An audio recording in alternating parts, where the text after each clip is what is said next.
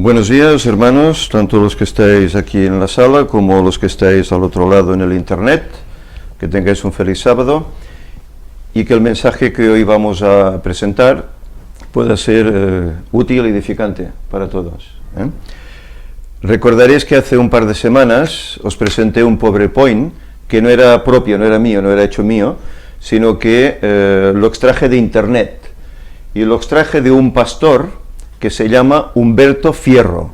Es un pastor colombiano, ya de edad avanzada, pero que hemos encontrado que con los temas que estamos tocando, tanto en las puertas dimensionales como el tercer Elías, como ahora estos últimos que se están tocando acerca de si hay fecha para el retorno de Cristo, pues bueno, este hombre tiene temas paralelos que concuerdan. Y por eso hemos destacado esos temas y queremos presentarlos, para que todos veamos que esto pues no son locuras de una persona, ni de dos personas que hacen las conferencias del gran engaño, sino que hay otras personas que sin conocer este ministerio del gran engaño, también van por el mismo camino. Es decir, que Dios está dando una luz a diferentes personas en diferentes lugares. Y por lo tanto, por eso he querido presentar este tema. Este tema estará compuesto por tres partes.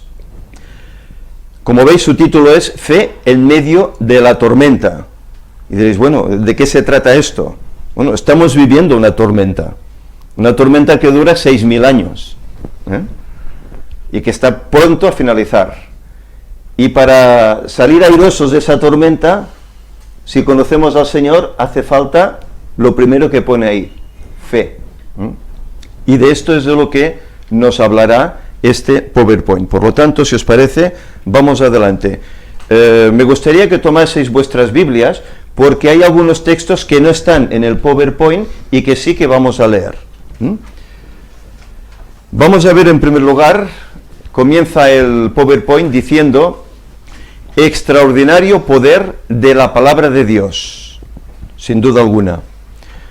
Por la palabra de Jehová fueron hechos los cielos y todo el ejército de ellos por el aliento de su boca, porque él dijo y fue hecho, él mandó y existió. Y esto se encuentra en el Salmo 33, versículos del 6 al 9. Note aquí, nos dice él, nuestro hermano Humberto, note que el salmista claramente establece que los cielos y la tierra fueron creados por su palabra, no por un proceso largo de millones de años, sino por su palabra. Este es el poder infinito que Dios tiene. No necesita mucho tiempo, como el pobre ser humano, para crear algo. Él habló y existió, y fue hecho. Solo por hablar. Aquí podemos ver una comparativa. Dios habla y existe. El hombre crea cosas, por ejemplo, la máquina de escribir. Se comenzó a crear en 1714, pero se fue perfeccionando hasta estas décadas nuestras, el año 2000, etc. Como esto, pues otras cosas, máquina de coser, cámara fotográfica, el avión. ¿Cómo era el primer avión? ¿Os acordáis? A veces si habéis visto algún reportaje rudimentario, era madera con un poco de tela, intentaban volar con aquello, y hoy tenemos estos superaviones gigantescos que atraviesan el océano, tienen alta autonomía de vuelo, pero todo esto ha ido llevando tiempo. El hombre no lo ha hecho, no ha hecho un avión moderno de hoy desde el primer día. Tuvo que haber un proceso de años, mientras que Dios no es así. Dios dice y existe. Es la diferencia. Y aquí podéis ver pues, ejemplos de otras cosas, lámpara eléctrica, el automóvil, el teléfono, etcétera, etcétera. ¿Cuánto tiempo necesitó Dios para crear las cosas? Miremos algunos versículos de la creación para recalcar el hecho de que la creación fue durante una semana literal. Y aquí este tema va a enlazar con lo que Víctor esta semana hablaba en una de las conferencias. sobre los testimonios de Jehová, ¿verdad? Que ellos decían que la creación eran periodos indefinidos de tiempo. ¿Qué nos dice aquí? Que fue hecha en una semana literal de 7 días de 24 horas cada uno. Génesis 1, del 3 al 5. Y dijo Dios, sea la luz, y fue la luz. Y vio Dios que la luz era buena, y separó Dios la luz de las tinieblas. Y llamó Dios a la luz día, y a las tinieblas llamó noche. Y fue la tarde y la mañana un día. Es que la Biblia es muy clara. La tarde y la mañana. ¿Qué entendemos nosotros por tarde y mañana? ¿No entendemos un día? La duración de un día. Fue la tarde y la mañana el primer día. Por lo tanto, no fue un periodo evolutivo de miles o millones de años. En el primer día creó la luz por su palabra. Este proceso incluye el de separar la luz de las tinieblas, la noche del día, la tarde y la mañana de un día. Es decir, en el primer día literal, él estableció el método de determinar los días hasta hoy. Y luego veremos algunos pasajes que así lo demuestran. No existe la posibilidad de que a través de millones de años se formó la luz. Y a través de millones de años se separó la luz de las tinieblas. Vamos más adelante. Él pregunta, ¿cómo es que los geólogos miden o calculan la edad de la Tierra y los fósiles que se encuentran en ella? ¿Cómo hacen para medir eso? Sugieren que la Tierra tiene una antigüedad de alrededor de 4.500 millones de años. La roca más antigua que se conoce tiene alrededor de 3.960 solo millones de años. Y ahora ya no me cambia. Ahora. Los científicos estiman el origen del universo entre hace 10 a 20.000 millones de años. La teoría actualmente más aceptada es la del Big Bang, la gran explosión. La idea es que toda la materia en el universo existió en un huevo cósmico, más pequeño que el tamaño de un átomo moderno, que explotó formando el universo moderno. Y ahí tenéis una pequeña fotografía de lo que se cree que pudo ser esa explosión del Big Bang, o Big Bang, ¿cómo es Big Bang, no? Tal vez. Big Bang, porque Big Bang es lo de Londres, ¿no?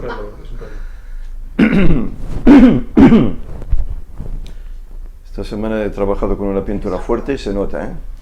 Se calcula la edad de un fósil de acuerdo a la edad de la materia que lo ha encerrado, pero esta determinación es muy similar a la teoría de la gran explosión. Uno de los sistemas utilizados es el método del carbono 14. Este es tal vez el que más hemos oído hablar, ¿verdad? Aunque presenta una serie de problemas. El más elemental es que no es válido para datar fósiles de más de 50.000 años. A partir de aquí, es muy difícil que el carbono 14 funcione para datar objetos, piedras, fósiles. Por eso dar millones de años es complicado. Esta teoría indica que el universo empezó de un solo punto, extremadamente pequeño, pero deja la pregunta, ¿de dónde salió ese punto superdenso que causó la explosión? La tabla por la cual los geólogos se guían para establecer la edad de algo, ¿sobre qué está basada? No hay evidencias de escritos o de alguien que haya estado en este planeta para decir, es esta la composición de elementos que contiene este fósil, y cada tantos millones de años se reduce a esta cantidad. Nadie ha estado ahí, en el origen, para saber esto, Entonces, él dice, ¿a quién se debe creer? Por lo cual, debo tomar la decisión. ¿Acepto por la fe la palabra de estos científicos? ¿O acepto por la fe la palabra de Dios? ¿Qué nos dice Hebreos 11:3? Ahí es donde entra nuestras Biblias en escena. Hebreos capítulo 11, versículo 3. Dice, por la fe entendemos haber sido constituido el universo por la palabra de Dios, de modo que lo que se ve fue hecho de lo que no se veía, pero lo entendemos por medio de ¿qué? De la fe, porque estábamos nosotros ahí, no, pero consideramos que la palabra de Dios es fidedigna, que Dios no nos engaña, no miente, ¿eh? Por eso lo creemos que fue así, por fe. Nos sigue diciendo la Escritura, Génesis 1:14. Dijo Dios, haya lumbreras en la expansión de los cielos, para separar el día de la noche, y sirvan de señales para las estaciones, para días y también para los años. ¿Cuál es el periodo de un año? Un año es el periodo que tarda la Tierra en orbitar una vuelta alrededor del Sol. ¿Cuál es el periodo de un mes? Un mes es el tiempo que dura la Tierra en orbitar la Luna. ¿Cuál es el periodo de un día? Génesis 1 del 3 al 5. Y dijo Dios, sea la luz, y fue la luz. Y vio Dios que la luz era buena. Y separó Dios la luz de las tinieblas. Y llamó Dios a la luz día, y a las tinieblas llamó noche. Y fue la tarde y la mañana un día. Hoy también se calcula el día por la rotación que hace la Tierra sobre sí misma, ¿verdad? Cuando da la vuelta completa, ese es el periodo del día, de las 24 horas.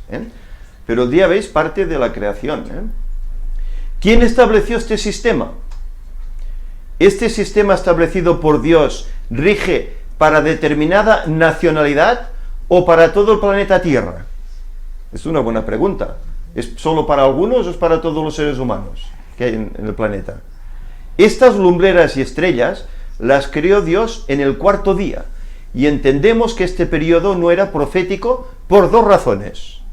Primera de ellas, no existía el ser humano, aún, quien fue creado en el sexto día. Segundo, no había aún necesidad de establecer profecía porque el pecado aún no había entrado en este mundo. Vamos adelante. Desde el momento que Adán y Eva fueron creados, eran perfectos porque fueron creados a imagen y semejanza de Dios, según Génesis 1:27. Y además veían a Dios cara a cara. Qué privilegio, ¿eh? Que Dios te cree y puedas verle y hablar con Él regularmente cara a cara. La relación de día por año solamente entra dentro del marco profético. Números 14:34, podemos leer este pasaje, porque aquí encontramos la importancia del porqué del día, y lo que la Biblia hace para obtener el cómputo en las profecías. Números 14:34 dice, cuando hayáis entrado en la tierra de Canaán, la cual yo os doy en posesión, si pusiere yo plaga de lepra en alguno, perdón, estoy leyendo Levítico.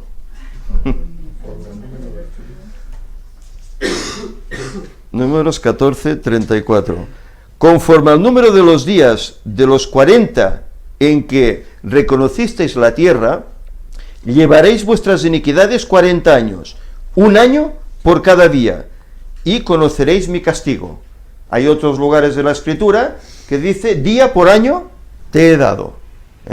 Por eso la importancia del día.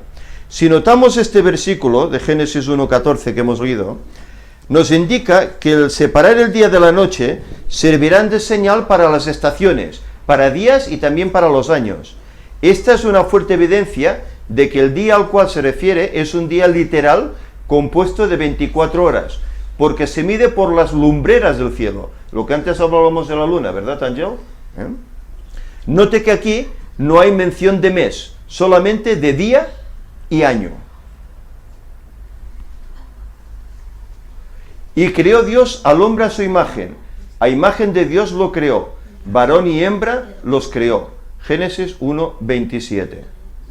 Santiago 1:16 dice, que en Él, en el Padre, no hay mudanza ni sombra de variación, y que Jesucristo es el mismo ayer y hoy y por los siglos, según Hebreos 13:8. Si el ser humano fue hecho a imagen y semejanza de Dios, ¿cómo es posible que la imagen de Dios se haya manifestado a través de un organismo de una sola célula? Podemos leer Génesis 1:11, los orígenes, momento de la creación, y veremos lo curioso que aquí nos dice. Después dijo Dios: produzca la tierra hierba verde, hierba que dé semilla, árbol de fruto que dé fruto según su género, que su semilla esté en él sobre la tierra, y fue así.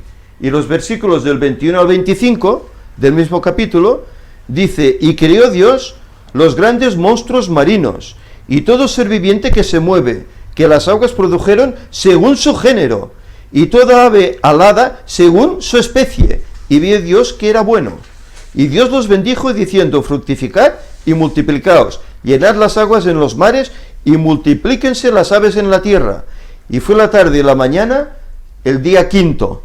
Luego dijo Dios: produzca la tierra seres vivientes, según su género, bestias y serpientes y animales de la tierra, según su especie. Y fue así. E hizo Dios animales de la tierra según su género, y ganado según su género, y todo animal que se arrastra sobre la tierra según su especie. Y vio Dios que era bueno. Es decir, que Dios creó algo ya terminado, y según su género, según su especie, porque había diferentes especies. Luego, la imagen de Dios tendría que haber cambiado a un ser muy velludo, sin poder hablar, que caminaba con 4 patas, y así continuó evolucionando hasta lo que hoy es el ser humano actual.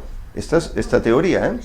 La evolución biológica es el conjunto de transformaciones o cambios a través del tiempo que ha originado la diversidad de formas de vida que existen sobre la Tierra a partir de un antepasado común. Esta es esta teoría. Note, dice, que este concepto es totalmente contrario a lo que enseña la palabra de Dios. La palabra de Dios, ¿qué dice? Que Dios creó cada cosa según su especie. Ya estaba terminada. No tenía que evolucionar para llegar a la perfección, porque la Escritura dice: y vio Dios que todo era bueno en gran manera. ¿Cómo se les califica a los que creen lo que dice la palabra de Dios? Una buena pregunta. Según la sociedad, a nosotros se nos dice que somos retrasados o con mente de niños, al aceptar la creación de Dios en una semana literal. Incluso hay cristianos que hasta se ríen, se mofan de esto. La Iglesia Católica cree en la evolución, los Testigos de Jehová más o menos también, y otras denominaciones. Y él dice: yo creo que Dios creó todo y que el hombre fue hecho a imagen y semejanza de él, como lo dice Génesis capítulo 1 y 2, que estoy aquí con un propósito. Y ahora veremos cuál es el propósito. Muchos, a pesar de que leen la palabra de Dios, creen que surgieron de una gran explosión, que a través de millones de años evolucionaron de células y bestias sin inteligencia o propósito. ¿Quién crees tú que tiene la razón? Y él dice su experiencia: por más de 60 años que tengo de escudriñar la palabra de Dios, nunca he escondido el hecho de que creo en la palabra de Dios, y que creo que Dios creó todo por fe. Pero mi pregunta es: ¿cuál de estas dos creencias es más fácil de aceptar, de creer? ¿Por qué hay tanta confusión en el mundo? La razón por la cual tantas personas viven en este mundo sin ningún propósito es porque no creen que existe un creador que desea restablecer este mundo a su estado original, que eso es en definitiva lo que Dios quiere hacer por nosotros. No entienden que hay algo mejor que esto y que nos espera la felicidad al otro lado de la eternidad. El ser humano podrá por un tiempo sobrevivir lejos de Dios, pero precisamente solo estará haciendo eso, sobrevivir. Y hoy hablas con la gente, bueno, voy sobreviviendo, te dicen, ¿eh? Voy tirando, voy sobreviviendo, ¿eh? Pero cuando nos encontramos con nuestro Creador, se abrirá la puerta de nuestra vida por primera vez, y ya no vamos a vagar por este mundo de oscuridad simplemente sobreviviendo, sino viviendo por primera vez con propósito y siempre aguardando esa bienaventurada esperanza. Y él hace una invitación: ábrale la puerta de su corazón a Jesús y disfrutará de eterna felicidad hoy ya, hoy, que los problemas del mundo agobian a la gente. La gente tiene que ir al psicólogo, a especialistas, porque está decaída moralmente, en todos los sentidos. Jesús corre el telón del futuro. Y aquí veis como un escenario de teatro donde se corre un telón para empezar una obra. Amós 3:7, ¿recordáis este pasaje? Nada hace el Señor el Eterno sin revelar su secreto a sus siervos. ¿Quiénes?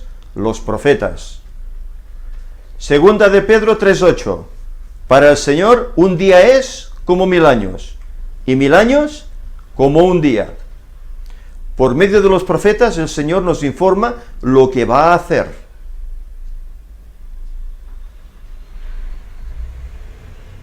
Note lo que dice el apóstol Pedro: para el Señor un día es como 1000 años, y 1000 años como un día. La semana de la creación son 7 días. 6 días creó y el séptimo descansó. 7. El Señor trabajó 6 días y reposó en el séptimo día de todo lo que había hecho en la creación. Y Dios bendijo el séptimo día y lo santificó, porque en él reposó de toda la obra que había hecho en la creación, según Génesis 2, del 2 al 3. Una pregunta muy importante: ¿para quiénes reposó, bendijo y santificó el séptimo día el Señor? Ese primer día de reposo lo disfrutó Adán y Eva, adorando y alabando a Dios, su Creador. Por lo tanto, fueron los primeros en disfrutar ese día bendito. ¿Qué nacionalidad tenía Adán y Eva? Marcos 2:27. ¿Ellos qué eran? ¿Eran hebreos? ¿O eran americanos? ¿O eran españoles? ¿O eran chinos? También les dijo: el sábado fue hecho para el hombre, para que fuera una bendición de reposar en ese día. Aquí no da ninguna nacionalidad al Señor. Fue hecho para el hombre, el ser humano que hay en este planeta, sin importar de dónde venga. El versículo 28 dice que Él es dueño del sábado, Señor del sábado, dice. Lo que quiere decir es que el sábado no nos pertenece como día de trabajo. Y además no es nuestro, es suyo. Él es el que lo ha creado. Él es Señor del sábado. ¿Por cuánto tiempo dura la bendición de Dios? Primera de Crónicas 17:27. Porque lo que tú bendices, oh Señor, queda bendito por un momento para siempre. Lo que el Señor bendice es bendito para siempre. De la misma manera que Dios trabajó 6 días y reposó, bendijo y santificó el séptimo día. Nos manda: acuérdate del día sábado para santificarlo. 6 días trabajarás y harás toda tu obra. Y esto lo encontramos en Éxodo 20, que es donde están los 10 mandamientos, y en el cuarto de ellos encontramos el sábado. Por tanto, Dios desea que el sábado sea una bendición para todos los hombres, no importa su raza o nacionalidad.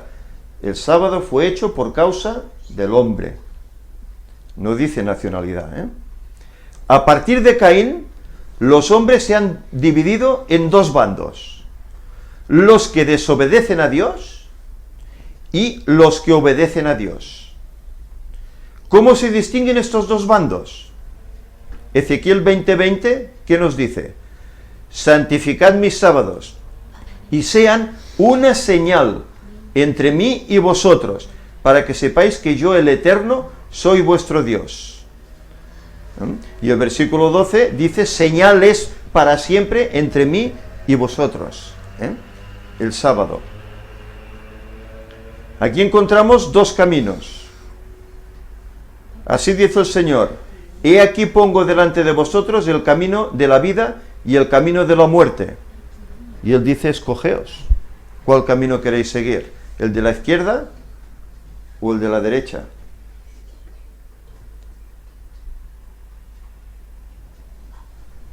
Los 7000 años los encontramos registrados en la Biblia, y Dios los divide en 3 periodos: 4000, 2000 y 1000. En 3 periodos, y los 7000 años los encontramos en el origen de la semana. ¿Cuándo empieza a correr el periodo de los 7000 años?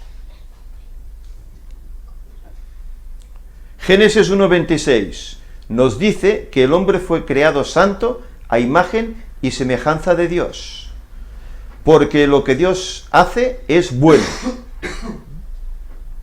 Dios impone sus reglas a su administrador, el ser humano. Y Dios, el Eterno, mandó al hombre: puedes comer de todo árbol del huerto, pero del árbol del conocimiento del bien y del mal no comerás, porque el día que comas de él, morirás. ¿Murió Adán enseguida? Entonces Dios se equivocó. Génesis 3 nos dice que Adán y Eva desobedecieron la orden de Dios, por lo tanto, estaban condenados a morir. Génesis 3:21 dice: y Dios el Eterno hizo al hombre y a su esposa túnicas de pieles y los vistió. ¿De dónde salieron las pieles y qué representan? Aquí veis una ilustración muy válida. Apocalipsis 13:8. El cordero que fue muerto desde la creación del mundo, pero ¿quién es ese cordero? Veis aquí un altar de los que se hacían en el Antiguo Testamento, y encima aparece la figura como de Jesús en el Getsemaní. Juan 1:29. Al día siguiente vio Juan a Jesús que venía a él y dijo: este es el Cordero de Dios que quita el pecado del mundo. Por lo tanto, el Cordero sacrificado, ¿a quién simbolizaba? A Jesús. Porque Jesús, ¿qué hizo por nosotros? Morir en la cruz. En el momento en que Dios iba a dictar sentencia contra el hombre pecador, el Hijo se presenta ante su Padre y le dice: Padre, yo me ofrezco a morir en lugar de ellos. Y era Dios. ¿Qué necesidad tenía? Antes lo hablábamos en la escuela sabática. ¿Qué necesidad tenía, en vez de quitarnos la vida, dice que va ante el Padre y le dice: Padre, yo me ofrezco a morir en lugar de ellos? ¿Por qué? Porque el quebrantar la ley es pecado, y el pecado es muerte, ¿verdad? Y Él quiere morir en nuestro lugar. Por tanto, fue sacrificado un cordero en representación del Hijo de Dios, quien vendría 4000 años más tarde a morir por nosotros en la cruz del Calvario. Y Juan 3:16 es un texto que conocemos de memoria. De tal manera amó Dios al mundo, que ha dado a su Hijo unigénito, para que todo aquel que en él cree no se pierda, mas tenga vida eterna. Él nos da la vida. Desde el primer sacrificio en el Edén hasta la muerte de Jesús en la cruz, transcurrieron 4000 años. Esta es la primera parte de la semana. Primer sacrificio, caída del hombre, hasta Jesús en la cruz. Recordemos que en el otro PowerPoint dijimos que desde la creación hasta el nacimiento de Jesús, ¿cuánto había? 4000 años. Y 4000 también desde la caída del hombre hasta la muerte de Jesús. Por lo tanto, ¿cuánto vivió Adán? Llegamos a la conclusión que tenían que ser como lo vivió Cristo, 33 años y medio.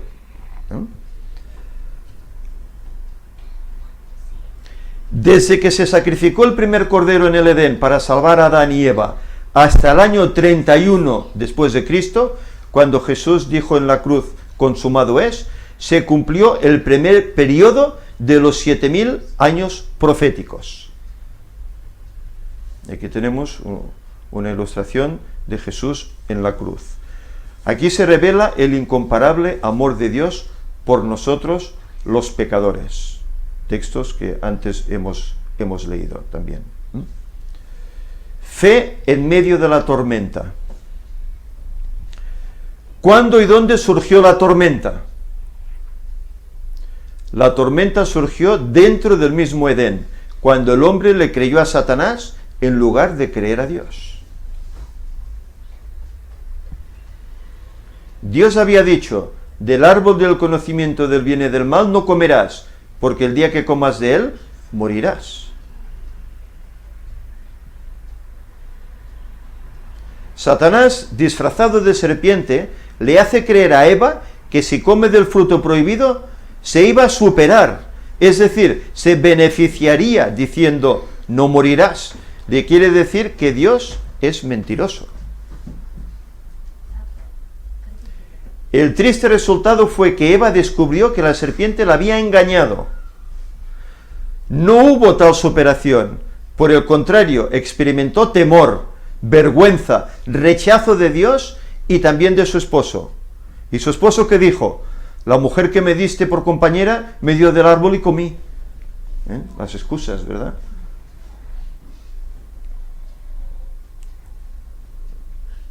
El pecado de Adán consistió en que por obedecer a su esposa también comió del fruto que Dios le había dicho, no comerás. Nadie puede desobedecer impunemente a la palabra de Dios sin sufrir las consecuencias.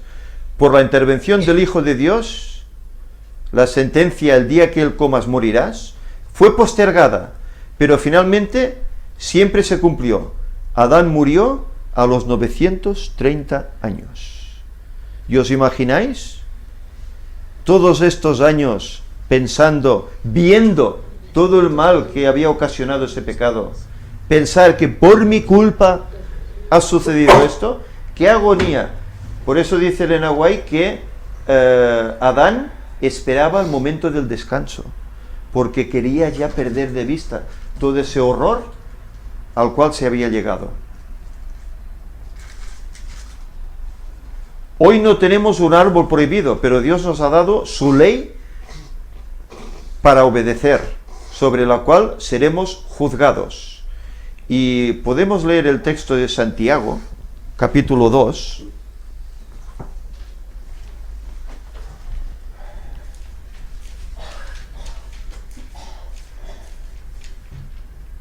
Ese es un texto importante. Es una epístola que para muchos es la epístola de la paja. Dicen que no tendría que estar en la Biblia, porque habla sobre la ley, el sábado, a favor de ellos. Santiago 2, del 10 al 12, nos dice: pero si hacéis acepción de personas, cometéis pecado y quedáis convictos por la ley como transgresores. Porque cualquiera que guardare toda la ley, pero ofendiere en un punto, se hace culpable de todos.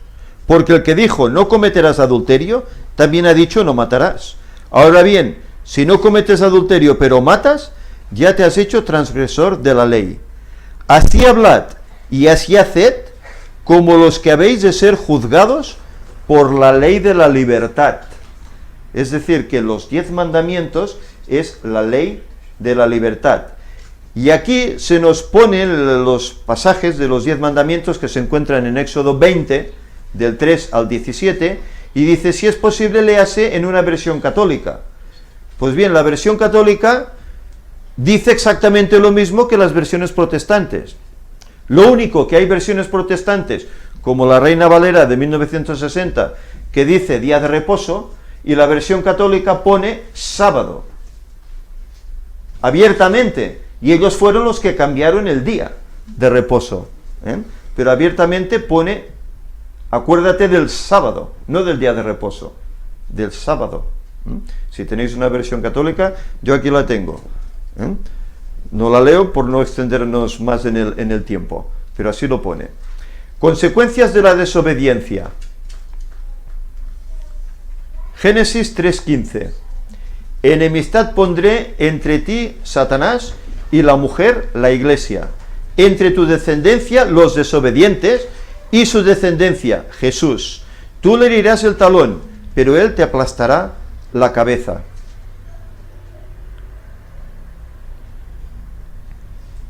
Dios, al crear al hombre, le dio libre albedrío para que tomara libremente la elección de obedecer a Dios o desobedecerle.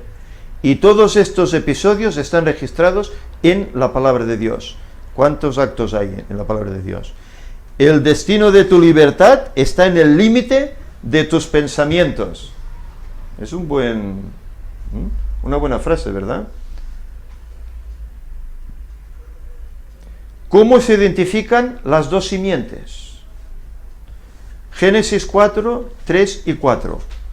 Dice, andando el tiempo, Caín trajo del fruto de la tierra una ofrenda al Eterno. A su vez, Abel trajo de los primerizos de sus ovejas con su gordura. Aquí está hablando de los primeros hijos que tuvieron Adán y Eva, Caín y Abel.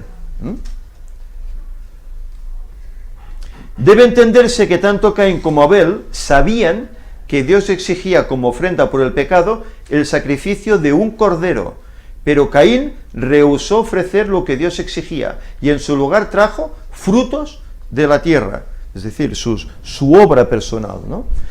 ¿Cuál fue el resultado? El Señor miró con agrado a Abel y a su ofrenda, pero no se agradó de Caín y de su ofrenda. Note que primero se nombra el nombre de cada uno y después la ofrenda, porque las acciones son el fruto de lo que hay, ¿dónde? En el corazón. ¿Cuál fue la reacción de Caín? Caín se airó en gran manera y decayó su semblante. A pesar de que Caín había rechazado el plan de salvación, ¿qué hizo Dios para tratar de salvarlo? ¿Lo rehuyó Dios? ¿Lo echó? ¿No? Dice, entonces el Señor dijo a Caín, ¿por qué te has airado? ¿Por qué ha decaído tu semblante? Si haces lo bueno, no serás acepto, pero si no obras el bien, el pecado está a la puerta, deseando dominarte, pero tú debes dominar al pecado. Es decir, el Señor lo busca, a pesar de su horror. Aquí se ve una ilustración, Cristo llamando, la puerta del corazón, pero abajo, no quiero escucharte. Las palabras dirigidas a Caín son para todos nosotros. Y Apocalipsis 3:20, ¿qué dice? Yo estoy a la puerta y llamo. Si alguno oye mi voz y abre la puerta, entraré a él, cenaré con él y él conmigo. Es intimidad total lo que el Señor quiere con nosotros. Por eso nos brinda esa invitación y nos da el libre albedrío para que escojamos si abrir o rechazar o no abrir. ¿Cómo respondió Caín ante el amor de Dios? ¿Se arrepintió? ¿Ofreció el sacrificio adecuado? Caín dijo a su hermano Abel, vamos al campo. Y cuando estuvieron en el campo, Caín atacó a su hermano Abel y lo mató. Se rebeló totalmente. Notemos 3 puntos muy importantes. El primero, el mayor mata al menor, la mayoría contra la minoría. Y eso que la mayoría dice que siempre tiene la razón, ¿no? Segundo, eran hermanos. Los creyentes también son hermanos, pero en cambio entre ellos hay discusión, Ambos eran religiosos. Aparentemente Caín era más consagrado que Abel. Presentó primero su ofrenda, pero fue rechazado. No por madrugar se llega primero. Lo que se tiene en cuenta es la obediencia. Y esta será la señal del fin. La obediencia. ¿A quién obedecemos? Por eso la Biblia está repleta de ilustraciones. Los 3 jóvenes en el horno de fuego. ¿A quién obedeceremos? Etcétera, etcétera. Note que antes de castigar a Caín, Dios trató de salvarlo dialogando personalmente con él para que reaccionase y se corrigiera. Caín es el padre de la simiente de los desobedientes, hijos de los hombres, y Set, padre de la simiente de los obedientes y progenitor de los hijos de Dios. Estos tomaron por esposas las que más les agradaba. Aquí hay personas que dicen que es que los hijos de los hombres pues habían sido engendrados por ángeles caídos, ¿verdad? Y que salieron así, que por eso fueron malos y tal. Bueno, esto es una aberración de lo que dice el texto bíblico, porque la Biblia menciona que hubo dos hermanos. Uno hizo la voluntad de Dios, el otro no. Uno fue obediente y el otro no. Caín, notamos cómo el Señor lo busca para que se arrepienta, pero ¿qué hace? Se levanta contra su hermano y lo mata. Y luego ¿qué hace? Huye y se esconde de la presencia de Dios, ¿haciendo qué? Construyendo una ciudad amurallada, para evitar el contacto con Dios. Y así la especie fue procreando. Pero no solo ellos. Veremos qué hacen también los hijos de Dios, los descendientes de Abel. Posteriormente de Set, que fue el hijo que luego tuvieron en su lugar. Los matrimonios mixtos dieron origen a la multiplicación del pecado sobre la tierra. Al mezclarse estas dos simientes, los hijos de Dios perdieron el rumbo que los conduciría a la vida eterna, tanto que al Eterno le pesó haber hecho al hombre en la tierra y le dolió en su corazón. Claro, esto es una expresión humana. Si el Señor sabía el futuro, Él sabía que el hombre llegaría a este extremo, ¿verdad? Por lo tanto, el Señor sabía que esto iba a pasar. Porque todo designio de los pensamientos del corazón de ellos era de continuo solo el mal. Pero ahí estaban los dos grupos, tanto unos como otros.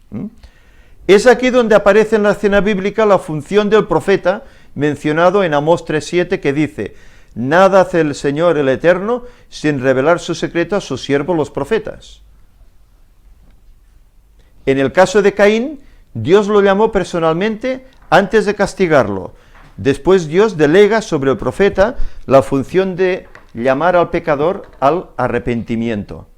En este caso Dios utiliza a Noé para llamar a esa gran multitud formada por los descendientes de Set como por los descendientes de Caín al arrepentimiento, dándoles 120 años de gracia, donde finalmente solamente 8 personas se salvaron.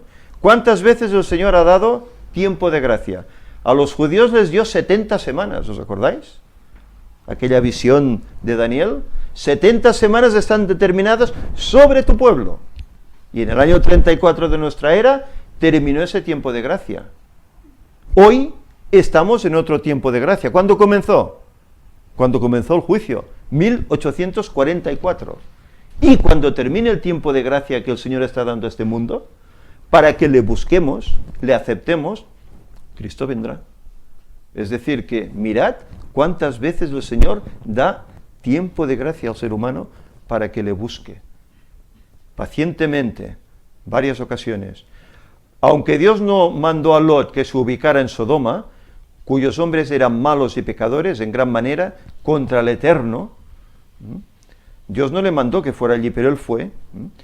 Pedro usó el término justo 3 veces para describir al patriarca Lot, quien estaba abrumado por la nefasta conducta de los malvados, porque este justo que moraba entre ellos afligía cada día su alma justa, viendo y oyendo los hechos inicuos de ellos.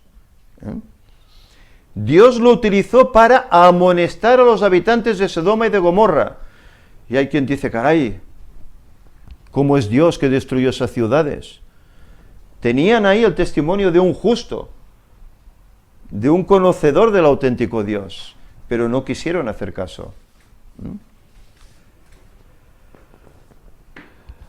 Dios utilizó para amonestar a los habitantes de Sodoma y Gomorra con palabras y por medio de su ejemplo como un hombre justo, antes de destruirlos con las ciudades también de la llanura. Note que antes que lloviera fuego del cielo sobre la ciudad, Dios sacó a su siervo con su familia, 3 personas más, y lo llevó a un sitio seguro. Lo mismo hizo con Noé y su familia. Puso a 8 personas en el arca, aquí sacó a 4 personas para que fueran salvadas de la destrucción, porque eran justos. Todo el Antiguo Testamento está lleno de ejemplos sobre la lucha entre estas dos simientes. La simiente de la serpiente, la gran mayoría, persiguiendo a la minoría, la simiente de la mujer, como parte de la profecía. Enemistad pondré entre ti y la mujer, según Génesis 3:15. A veces pareciera que la simiente de la mujer estaba a punto de desaparecer, pero esa fe en medio de la tormenta, conservada por el remanente que tenía la verdad, permaneció leal a Dios durante la primera parte de los 7000 años proféticos. Después de Noé, Dios amonestó a su pueblo y aún a los incrédulos por medio de muchos profetas que tenían la finalidad de conducir al pueblo a la obediencia a los mandamientos de Dios, hasta que viniera el descendiente, el deseado de todas las gentes, como dice Ageo 2:7, Cristo. Como vimos en la diapositiva 34, el primer periodo de los 4000 años se inició con el sacrificio del Cordero en el Edén y terminó cuando Jesús expiró en la cruz un día 14 pone del mes de abril, sería Aviv, fue marzo-abril, ese periodo, del año 31 de nuestra era. Día 14 fue la Pascua. Aquí vemos el primer cordero sacrificado allá en el Edén, y que simbolizaba a este otro cordero que dio su vida por nosotros en el madero, en la cruz. En el siguiente apartado veremos el desarrollo de la segunda parte de este importante tema. Por lo tanto, que el Señor nos ayude a entender que realmente en este mundo hay dos grupos. Unos que hacen la voluntad de Dios y otros que no. Los que no la hacen, ¿qué dicen? Venimos de la evolución. Hemos sido hechos por la casualidad. Pero los que venimos creyendo en el Señor por su palabra, ¿qué aseveramos? Que fuimos creados por Él, que nuestro origen es Él. Y que al final tendremos que regresar a Él. Esa es la disposición que Dios tiene para con nosotros. Dicen, voy a preparar lugar para vosotros. Y cuando esté preparado el lugar, vendré otra vez y os tomaré a mí mismo, para que donde yo esté, vosotros también estéis. Podamos volver a ese Edén perdido, para ya olvidar toda esta pesadilla, toda esta tormenta que hoy estamos viviendo. Por lo tanto, que el Señor nos ayude. Hemos visto aquí el primer apartado, estos 4000 primeros años. En el siguiente apartado veremos los 2000, que van desde el 31, desde Jesús, hasta, bueno, calculemos, Y luego veremos el milenio también, en el tercer apartado. Que el Señor nos ayude a todos a continuar siendo fieles, porque lo que el Señor nos prepara es inimaginable, pero desde luego será dicha sin igual, felicidad plena y absoluta. Yo quiero estar allí, supongo que los demás también queréis, ¿verdad? Que el Señor nos ayude, pues.